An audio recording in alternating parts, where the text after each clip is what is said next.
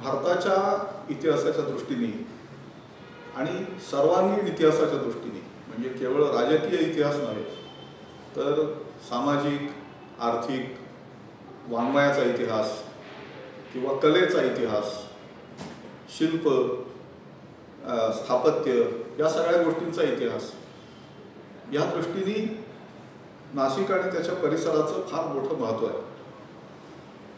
प्रागैतिहासिक काळातले अवशेष नाशिकमध्ये आहेतच, म्हणजे भागामध्ये.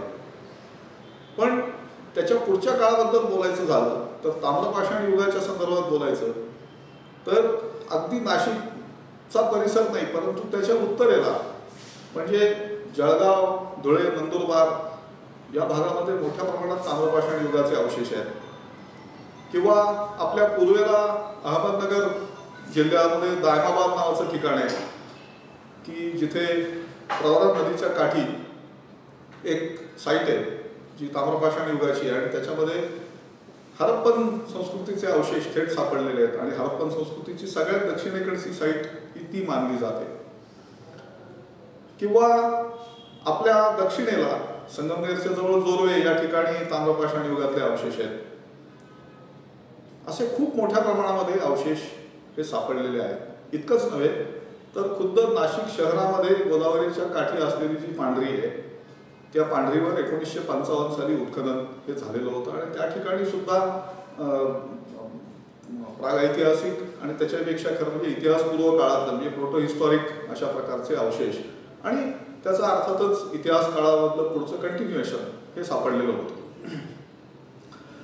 आपण जेव्हा प्रत्यक्ष इतिहास काळामध्ये येतो तेव्हा आपल्याला असं दिसतं की नाशिकचा हा जो भाग आहे तो मौर्यांच्या साम्राज्यामध्ये असला पाहिजे आणि त्याच्यानंतर सातवाहन हे इथे होते.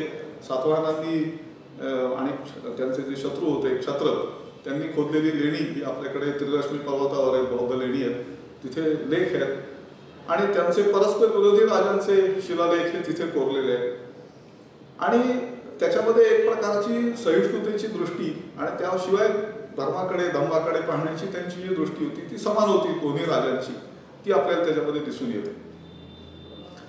त्याच्याशिवाय मग आपल्याला मोठ्या प्रमाणात जैन अवशेष हे इथे सापडतात. म्हणजे ते अंजनेरीला असोत किंवा चांभार लेणं असं ज्याला म्हणतात. वस्तुतः ते चौरीधारी अशी मूर्ती तिथं असल्यामुळे ते चमर लेणं असं म्हणायला पाहिजे. चमर म्हणजे चौरी, तर ते आपल्याला तिथं दिसतं. त्याच्याचबरोबर मंदिरांचे मोठे अवशेष हे आपल्याला या सगळ्या परिसरामध्ये सापडतात आणि मग ते झोळग्याचं मंदिर असो किंवा आपल्या दक्षिणेकडे सिन्नरचं असलेलं गोंदेश्वरचं मंदिर असो, हरिश्चंद्रगडाचं मंदिर असो, आणखी नाशिक परिसरातली जिल्ह्यातली जी काही मंदिरं जी जुनी आहेत म्हणजे इसवी सनाच्या 8व्या-9व्या शतकापासून पुढे चालत आलेली अशी मंदिरं आहेत ती असो. आता राजकीय इतिहासाच्या दृष्टीने आणखी पाहायचं झालं तर सातवाहनांचं राज्य जसं इथे होतं तसं क्षत्रप आणि सातवाहन यांचा संघर्ष सुद्धा याच परिसरामध्ये झालेला असला पाहिजे असं आपल्याला दिसतं. त्याच्यानंतर पुढच्या काळामध्ये आपल्याला असं दिसतं की चालुक्य, बादामीचे जे चालुक्य आहेत त्यांचा अंमल हा या परिसरामध्ये होता आणि त्यातला जो राजा पुलकेशी दुसरा जो अत्यंत महत्वाकांक्षी होता आणि ज्याने हर्षवर्धनाचा पराभव केलेला होता, तर त्याचा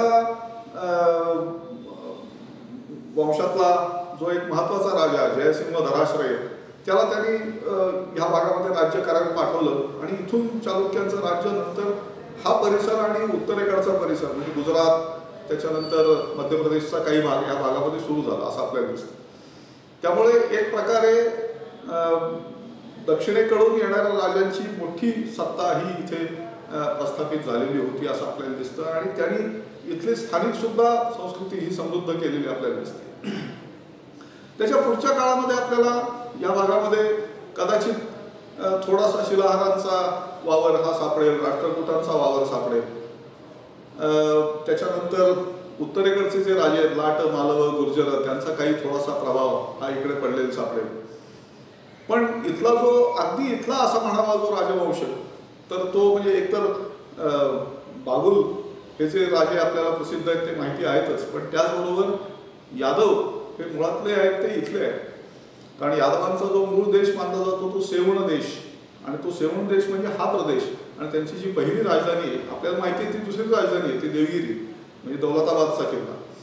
पण त्यांची जी पहिली राजधानी आहे ती इथे सिन्नर ही त्यांची पहिली राजधानी होती. त्याचं त्यावेळेचं नाव श्रीनगर असं होतं असं आपल्याला दिसतं.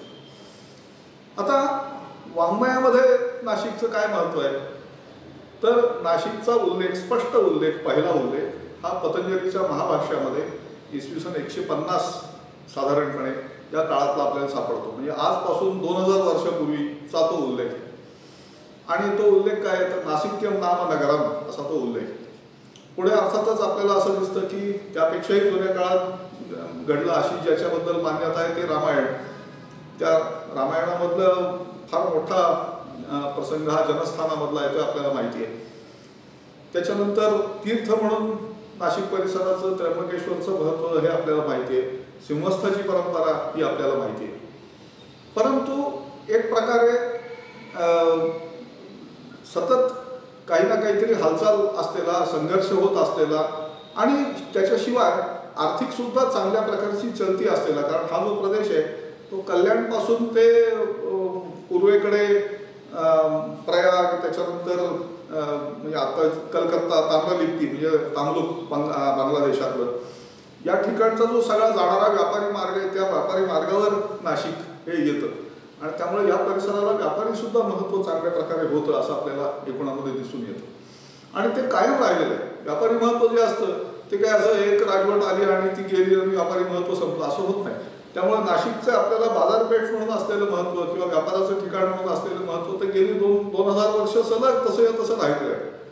मग ते आपल्याला ती राजवट मौर्यांची असो किंवा सातवाहनांची असो किंवा आणखी कोणाची पुढची वाकाटकांची असो किंवा चालुक्यांची असो, यादवांची असो किंवा अगदी दिल्ली सल्तनत, त्याच्यानंतर बहमनी किंवा फारुखी सुलतान ज्यांचं राज्य हे आपल्याला विशेषतः खानदेशामध्ये होतं असं दिसून येतं, किंवा त्याच्यानंतरचे मुघल असो. आता मुघलांच्या काळामध्ये नाशिकचं नाव त्यांनी गुलशनाबाद असं औरंगजेबाने केलं होतं. त्याच्यानंतर अर्थातच पुन्हा परिवर्तन त्याचं झालं. तर तात्पर्य असं की 2000 वर्ष सलग या शहराचं, प्रदेशाचं महत्त्व हे त्याच्या विशिष्ट भौगोलिक स्थानामुळे आणि तिथे घडलेल्या एकूण सगळ्या घडामोडींमुळे राहिलेला आहे असं आपल्याला दिसतं. आणि सिंहस्थ हा जो मोठा भारताच्या धार्मिक परंपरेचा एक महत्त्वाचा मोठा भाग आहे. ते नुसतं धार्मिक नाही आहे, त्याला काही सामाजिक आयाम सुद्धा आहेत, त्याला इतर राष्ट्रीय अशा स्वरूपाचे आयाम सुद्धा आहेत. कारण अचानकपणे सगळ्या देशभरातून लाखो लोक हे इथे तीर्थस्थानाला येतात. तर त्याच्यात काही फक्त धर्मच एक होत नाही, त्याच्यामध्ये सगळं राष्ट्र एक होण्याची प्रक्रिया ही त्याच्यामध्ये घडत असते. तर त्यामुळे असं त्याचं महत्त्व हे कायम राहिलेलं आहे. आणि या महत्त्वाचा जास्तीत जास्त परिचय लोकांना व्हावा हे फार या निमित्ताने चांगलं होईल असं मला वाटतं.